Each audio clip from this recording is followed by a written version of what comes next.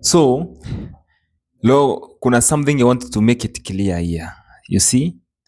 Something you want to make it clear here. So kuna hii scenario sana sana wanaume wanasema kwamba mimi demu akinikatia lambda mi siwezi ingia box. Ai.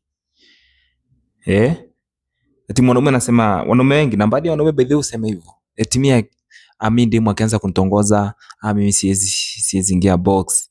Lakini nani alisema kwamba demu hawezi kutongoza? What if ni yeye ameona potential?